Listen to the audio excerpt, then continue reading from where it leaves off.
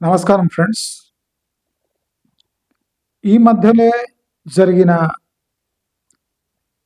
Indo US trade agreement, దాని ముందు జరిగిన యూరోపియన్ యూనియన్తోని ట్రేడ్ అగ్రిమెంట్, రెండు చాలా ఇంపార్టెంట్. అసలు భారతదేశం యుఎస్తో కాకుండా యూరోపియన్ యూనియన్తో చేసుకున్న డీల్ అమెరికాని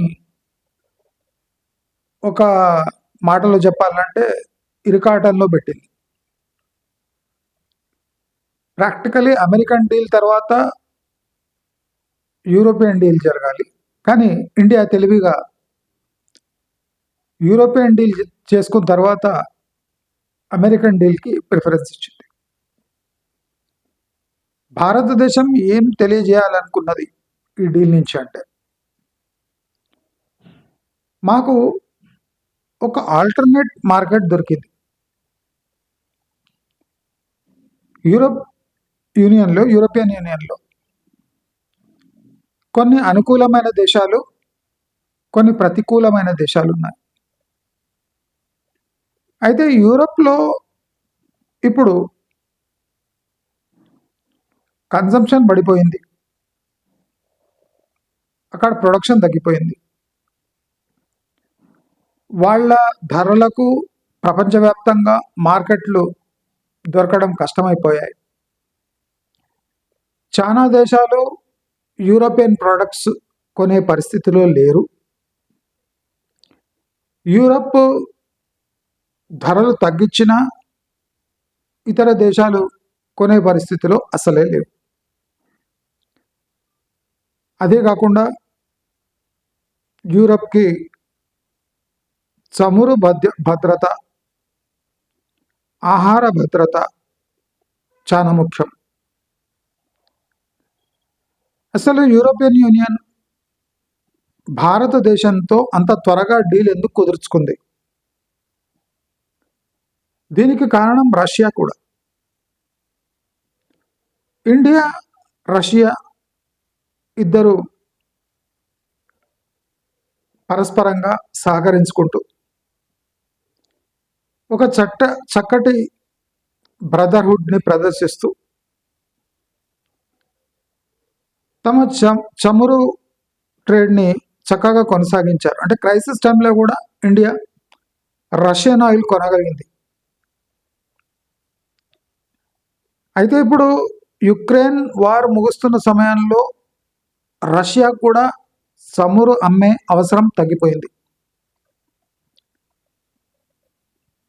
యూరోపియన్ యూనియన్ భారతదేశంతో డీల్ కుదిరింది అంటే అది రష్యాతో కూడా అనుకూలంగా ఉంటుంది అని అర్థం. ఇప్పుడు వాణిజ్య రంగంలో భారతదేశము, రష్యా వేరు కాదు. యూరోపియన్ యూనియన్ భారతదేశంతో సఖ్యతగా మెలిగితే భారతదేశం యూరోపియన్ యూనియన్ కోసం రష్యా నుంచి కొన్ని మినహాయింపులు, గ్యాస్ నిక్షేపాల డిస్కౌంట్, ఆయిల్ డిస్కౌంట్ పొందే అవకాశం ఉంది. దీంట్లో పెద్ద మతలబే ఉంది, ఎవరు డిస్కస్ చేయలేదు. భారతదేశం రష్యన్ ఆయిల్ కొనకపోతే, తగ్గించుకుంటే ఆ ఆయిల్ కాస్త యూరోపియన్ యూనియన్ వాడుకుంటుంది. అందుకోసము భారతదేశం అమెరికా మాట వింటే యూరోపియన్ యూనియన్ కూడా కొద్దిగా రిలీఫ్. ఎందుకంటే cheaper oil, cheaper gas Russia నుంచి వాళ్ళు దిగుమతి చేసుకోవచ్చు. ఇది పరస్పరంగా ప్రేమ ఉండి చేసుకునే డీల్స్ కాదు. ఇవన్నీ ఒకరి అవసరాలు ఇంకొకరు తీర్చటం, ఒకరి అవకాశాలు ఇంకొకరు వాడుకోవటం మాత్రమే. అయితే భారతదేశం అమెరికన్ డీల్ కన్నా ముందు యూరోపియన్ డీల్ చేసుకోవడం వల్ల అమెరికాకు ఆప్షన్స్ తక్కువైపోయినాయి, చచ్చినట్టు ఇండియాతో డీల్ చేసుకోవాల్సిందే. చైనాతో పట్టింపులకు పోతే చైనా అంటే చీప్ గూడ్స్ని సప్లై చేయదు.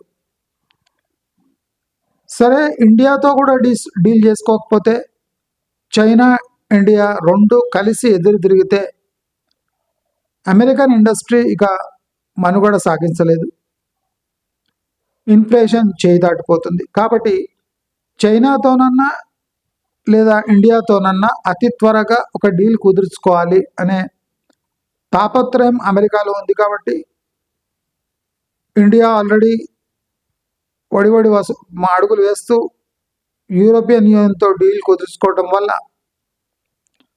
అమెరికాకు ఆప్షన్ లేకుండా ఇండియాతో డీల్ కుదుర్చుకుంది. సరే ఈ డీల్ కుదుర్చుకుంది,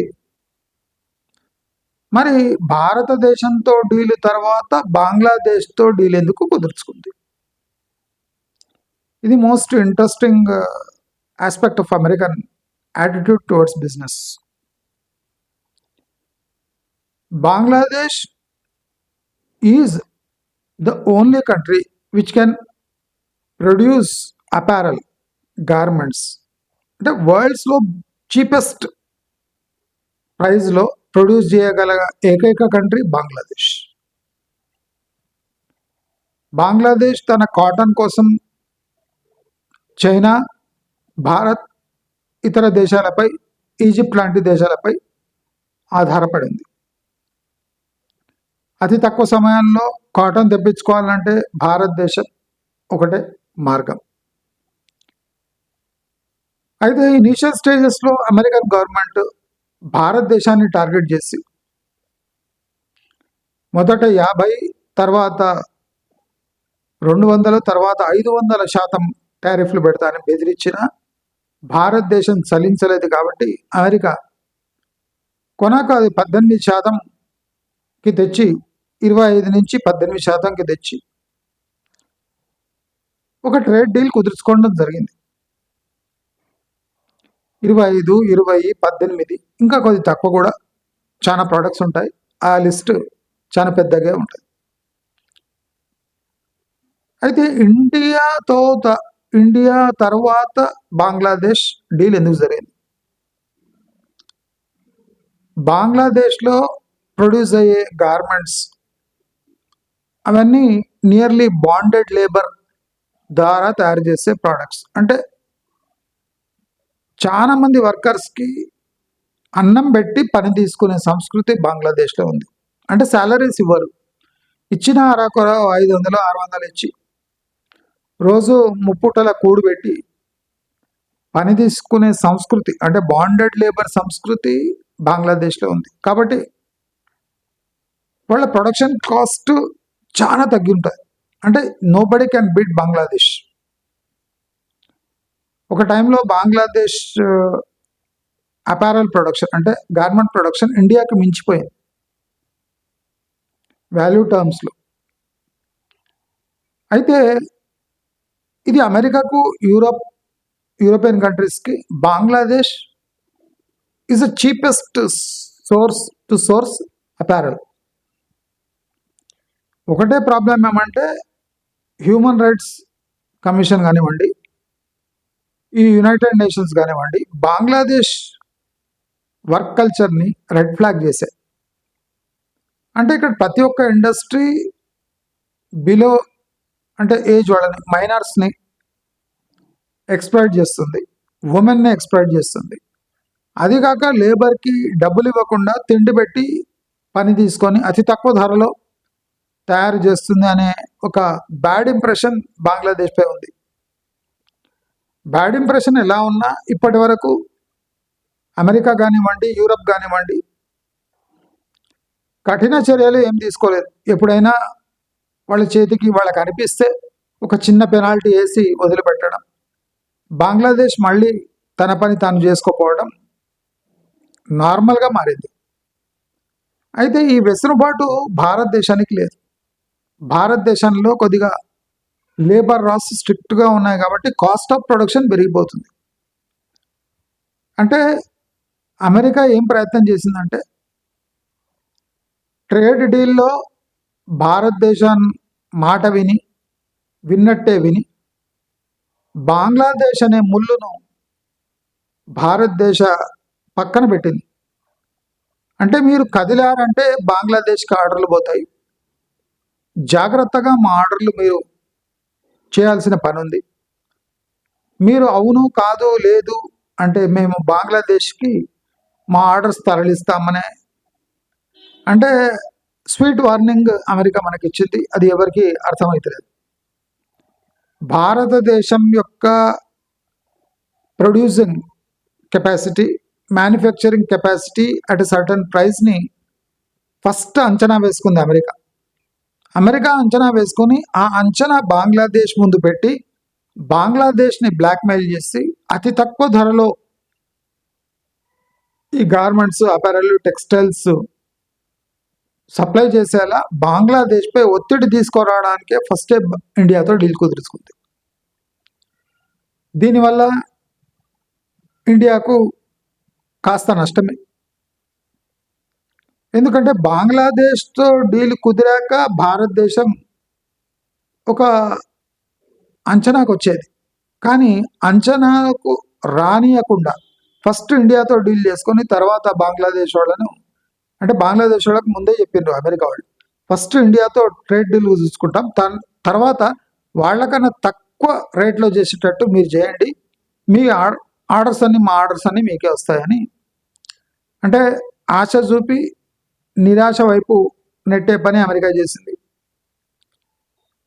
అయితే భారతదేశం కూడా గట్టిగానే ఉంది. ఈ అపారల్ ఎక్స్పోర్ట్స్లో ఏదన్నా డిస్క్రిప్షన్ లేదా అమెరికన్ వైఖరిలో ఏదైనా తేడా వస్తే మన దగ్గర పల్సెస్ కంట్రోల్ అని ఉంది. అంటే పప్పు దినుసుల ఉత్పత్తుల ఇంపోర్ట్స్, దీన్ని భారతదేశం నిలిపేసింది. అంటే పెద్ద ఎత్తున అమెరికాలో నిరసనలు, ఫార్మర్స్ ప్రొటెస్ట్ జరుగుతాయి. అంటే పల్సెస్ హైయెస్ట్ కొనేది ప్రపంచంలో 70% పల్సెస్ భారతదేశంగా ఉంటుంది కనుక అమెరికాకు కూడా ఆప్షన్స్ తక్కువ ఉన్నాయి.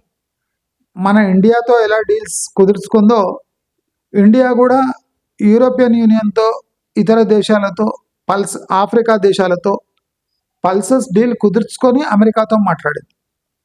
ఇండియా తక్కువ లేదు. ఇండియా ఫస్ట్ ఆఫ్రికా నేషన్స్తో పల్సెస్ డీల్ కుదుర్చుకొని తర్వాత అమెరికా పల్సెస్ డీల్ గురించి మాట్లాడింది. ఇప్పుడు మొన్న జరిగిన చర్చల్లో పప్పు దినుసుల విషయంలో ఇద్దరు ఏకాభిప్రాయానికి రాలేకపోయారు. కాబట్టి యథాస్థితి ఇప్పుడు కొనసాగుతుంది. రాబోయే రోజుల్లో ఒత్తిడి పెరుగుతూ ఉన్న కారణంగా అమెరికాలో ఇన్ఫ్లేషన్ పెరిగితే తప్పకుండా ఇండియా యొక్క అంటే టారిఫ్స్ 12%, 8% కూడా రావచ్చు అనే అంచనాలు ఉన్నాయి. కాబట్టి ఈ ఇండో యుఎస్ డీల్, ఇండో బంగ్లా డీల్ రెండు పరస్పరంగా క్లాష్ అవుతూ ఉంటాయి. హైయెస్ట్ ఇంపోర్ట్స్ అంటే బంగ్లాదేశ్ నుంచి గార్మెంట్స్, టెక్స్టైల్స్, రైస్ ఇలాంటివి ఉన్నాయి, కొన్ని లెదర్ ప్రోడక్ట్స్. కానీ భారత్తో డైరెక్ట్గా డీ కొనడానికి ఒక వెసులుబాటు అమెరికా బంగ్లాదేశ్కి కల్పించింది.